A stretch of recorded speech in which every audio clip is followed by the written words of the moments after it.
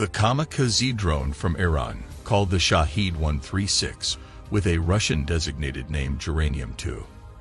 Now let us look at why is this a big deal. This Russian-caliber cruise missile costs around $1 million, while the American Tomahawk cruise missile cost about $2 million. Comparing with the Shahid 136, it is more or less a low-budget cruise missile with a reported price tag of just $10,000 to $20,000 dependent on variants, while the average price of cars here in America is around $40,000. When launched in swarms, these are a menace in this modern battlefield. But in this content, we will look at how this drone works, the moped engine behind it, and the basic step-by-step process of how this works.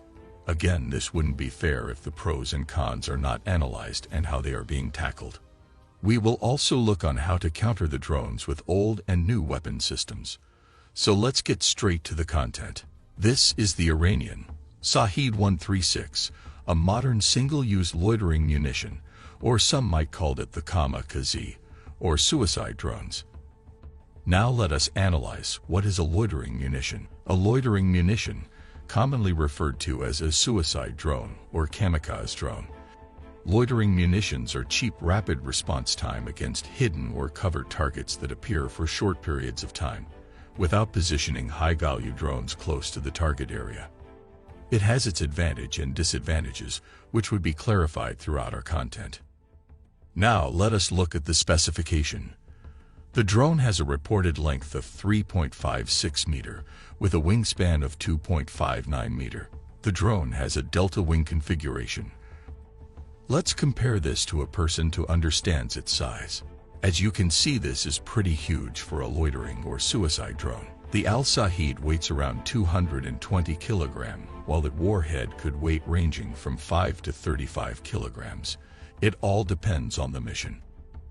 All that weight is amazingly being powered by a Moto MD550. A 50 horsepower civilian engine, which makes it pretty slow. This is a small moped engine, or scooter engine sourced from China, at a cheap price. Let us look at how it sounds like.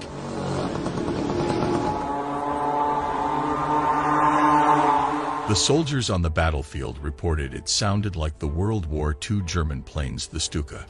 Interestingly, the Germans intentionally developed this siren to create a psychological impact in the battlefield. They would install a wind-driven siren that uttered a screaming sound at a maximum dive speed. But instead of the German Stuka siren, in this modern battlefield you will be hearing a two-stroke moped buzzing in the air, which would be soaring through the sky.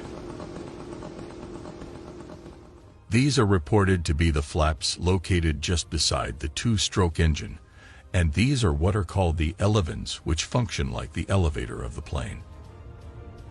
From what we know, the Al-Shahid drones are guided by GLONASS, or anti-radiation seeker, located in the middle of the fuselage. For those of you who are not familiar, what are anti-radiation seeker?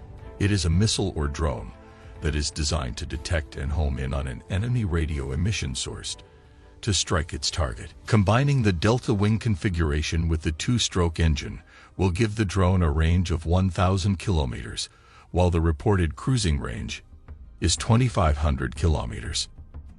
Now let us look at what is inside the belly of this drone. This is the ROTO, or rocket-assisted takeoff, which we will be explaining later in the content. Let us look at the basic step-by-step process of how this works. Step number 1. The drone is carried on a simple truck carrier that looks like it is for cargo transport. But inside this cover are these menacing swarm drones. Each launcher in a standard truck container transports around 5 menacing drones. Step number 2. Inertial navigation or GLONASS data, a Russian alternative to GPS, are fed to these drones. Points to be noted: they are using a civilian inertial navigation system, but could be upgraded in the future. Step number 3. At a press of a button, the drone is launched with the rocket-assisted takeoff. This rocket-assisted takeoff is ejected just like this. This was installed to reduce weight and efficiency and let the two-stroke engine take over. Step number 4. As these are swarm drones, a total of 5 to 10 are used all at once to overwhelm the enemy air defense system. Step number 5. The drone will be loitering at extremely low altitudes, which would make them difficult to shoot. The UAV drones would be operating in a swarm. In addition, the Al-Shaheed 136 are quite small and have a composite structure, which makes them difficult to detect with the help of radars. Step number 6. When it reached its targets, the drone will dive in with all 5 or just even 2 remaining drone, swarming in full speed to destroy the target.